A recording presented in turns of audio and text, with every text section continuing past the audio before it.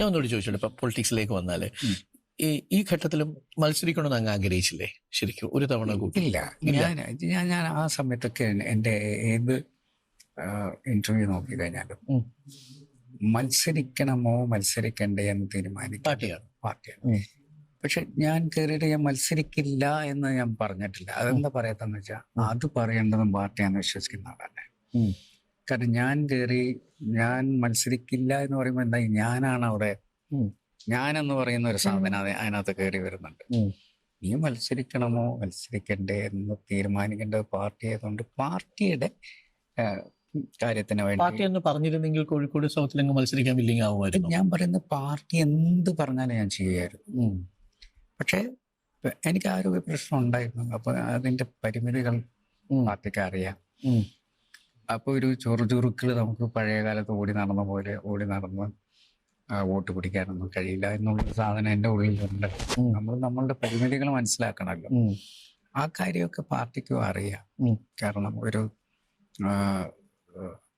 അവരും എൻ്റെ ആരോഗ്യത്തിനാണ് പ്രാധാന്യം മുൻഗണന തന്നിട്ട്. അതും ഒരു തരത്തിലുള്ള ചേർത്ത് പിടിക്കലല്ലേ.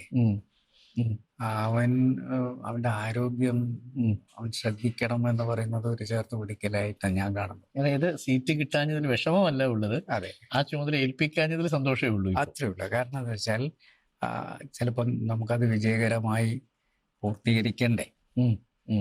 ആ തെരഞ്ഞെടുപ്പ് പ്രചരണവും ഒക്കെ പൂർത്തീകരിക്കണമല്ലോ. അപ്പൊ ചിലപ്പം അതിന് സാധിക്കാതെ വന്നു കഴിഞ്ഞാൽ പാർട്ടിയെയാണ് ബാധിക്കുക. അപ്പോൾ പാർട്ടിക്ക് ഒരു പോറലിൽ ഞാൻ കാരണം ഉണ്ടാവാൻ പാടില്ല. അതുകൊണ്ട് അത് കഴിഞ്ഞ് പാർട്ടിയോട് ഞാൻ എൻ്റെ പ്രശ്നങ്ങൾ പറയുകയും ചെയ്തിട്ടുണ്ട്. സാധിക്കല് തങ്ങൾ പിന്നീട് പറഞ്ഞു, എൻ്റെ അടുത്ത് വന്ന കാര്യങ്ങൾ പറഞ്ഞിരുന്നു. പക്ഷെ ഞാൻ പറഞ്ഞു, നിങ്ങൾ പ്രഖ്യാപിക്കുന്ന സമയത്ത് അത് പറഞ്ഞാൽ മതി. അപ്പൊ പ്രഖ്യാപിക്കുന്നതിന് മുമ്പ് അദ്ദേഹം വീണ്ടും വിളിച്ചു, എന്താണ് ചെയ്യേണ്ടത് എന്ന്. തങ്ങൾക്ക് എന്താണോ അത് പറഞ്ഞാൽ അതിന്റെ കൂടെ ഞാനുണ്ടാവും. 100%. അത് കഴിഞ്ഞ് ഞാൻ അപ്പൊ തന്നെ പത്രക്കാരെ കണ്ടിട്ട് എൻ്റെ പൂർണ്ണമായ പിന്തുണ ഈ സ്ഥാനാർത്ഥികളെ ജയിപ്പിക്കുന്നതിലുണ്ടാകും.